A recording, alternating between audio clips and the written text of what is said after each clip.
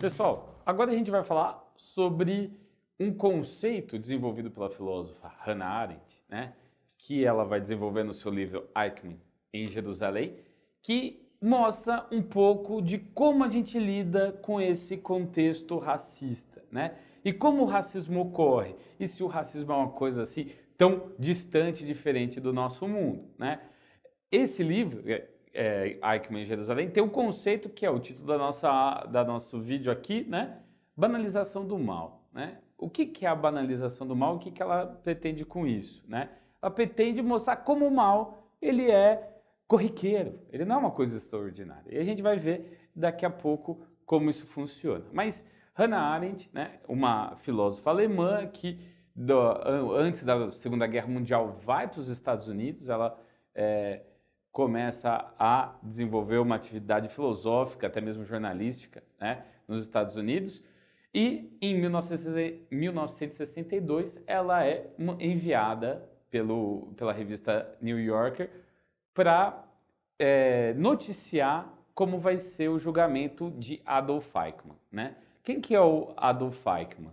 É um funcionário administrativo, né, do governo do Hitler, né, responsável por administrar a parte logística das pessoas, dos judeus, ciganos, gays, né, e negros, estrangeiros, na Alemanha nazista, que são colocados em trens e são levados no campo de concentração, né? Então, é um cara que ele é um burocrata, né? É um cara que ele simplesmente carimba. Então, como um cara desse é o mal? E essa é a discussão que a gente vai ter. Primeiro, né, um pouco de contexto dessa discussão. A ascensão do partido nazista ao poder leva a um desenvolvimento, né, de políticas racistas, né? O partido nazista, que vai ser um dos defensores desse tipo de racismo alemão, né, vai defender o antissemitismo e os judeus como um problema, né? Por que os judeus são um problema? Porque existe uma ideia do partido nazista que os judeus eles fazem parte de uma conspiração internacional que está por trás, inclusive das grandes potências como Estados Unidos, Inglaterra, França, até mesmo da Alemanha, e esse grupo fica no poder, né, e toma decisões que só dão vantagem para eles, né? Isso faz com que o Hitler desenvolva uma ideia que os judeus estão tomando poder para eles mesmos, né?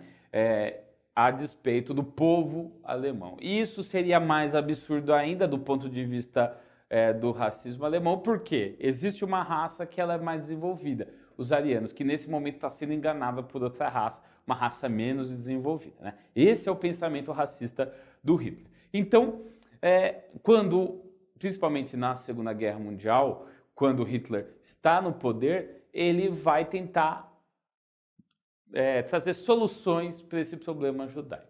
Em 1941, já começa a ter a deportação de judeus para campos de concentração, né? O que são esses campos de concentração nazistas? Campos de trabalho forçado, onde os judeus trabalham até morrer, né? E em 1942, visto que essa política estava dando certo, o Eichmann, né, numa reunião com líderes do poder na Alemanha, vai falar e vai transformar em um ato administrativo a solução final, a solução para esse problema judaico. O que é a solução final? É esses campos de concentração com trabalhos forçados e também o extermínio dessas pessoas através de câmaras de gás. O que é mais absurdo de tudo isso é o estabelecimento de uma certa burocracia, de uma certa administratividade dessa solução. Não é uma solução feita por meia dúzia de pessoas que perderam a sua mente. Não, é uma decisão racional, uma decisão altamente burocrática, né? Então, ele é administrativo e é planejado, né? Então, ele já acontecia, mas agora ele vai ter recursos, assim como, por exemplo, se constrói uma escola, uma universidade, um hospital, uma política pública sobre transporte, né? Isso vai ser colocado. E é isso que torna tão absurdo essas ideias. Bom, o Eichmann, depois da guerra, ele fica escondido na Áustria, depois ele é preso pelos americanos, consegue fugir e vai se esconder na Argentina, um lugar onde muitos ex-oficiais nazistas conseguem se esconder. Só que em 1960 ele é encontrado, né, e capturado pela Mossad. Mossad é o serviço secreto israelense. Ele vai ser contra o governo da Argentina, vai ser sequestrado, o governo da Argentina não sabe, e ele vai ser mandado para Israel. Lá em Israel, ele é interrogado, preso, obviamente, e vai, em 1962, para o seu julgamento. Hannah Arendt, então, essa filósofa alemã, judia, vai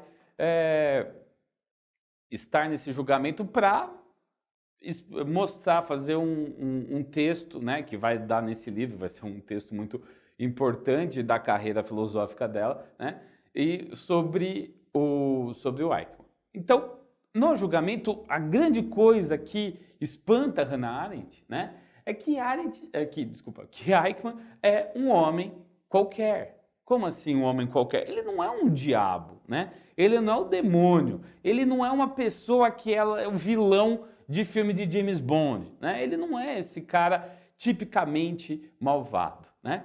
Ele parece um homem comum, né? Como qualquer burocrata, como se você fosse, sei lá, na prefeitura pedir um alvará. O Eichmann podia ser qualquer uma dessas pessoas que está simplesmente carimbando.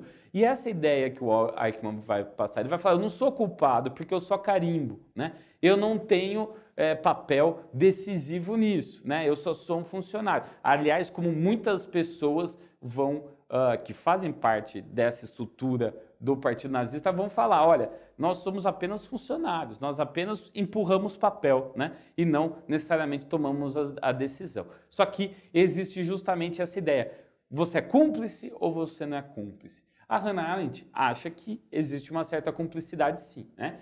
E que o mal, para ela, não vai ser uma coisa extraordinária, né? O mal, ele vai ser ordinário, ele vai estar no dia a dia das pessoas, ele vai estar ali naquele carimbo de papel, né? Aliás, aquele carimbo no papel que as pessoas vão fazer, né? E também o mal, ele é fruto, nesse caso, uma renúncia ao pensamento autônomo, ao pensamento próprio. Então, o Eichmann faz isso porque ele resolveu não pensar por si próprio, porque pensar por si próprio seria não conseguir aguentar com essa realidade e, de certa forma, denunciar o partido nazista, etc. Mas ele resolveu renunciar ao pensamento autônomo. Por isso que o estudo da filosofia, da sociologia, vai ser importante, segundo os pensadores que seguem essa tendência, que desenvolve um pensamento autônomo, né? E desenvolve essa ideia de você falar, não, isso está errado, eu não vou seguir esse tipo de caminho, né?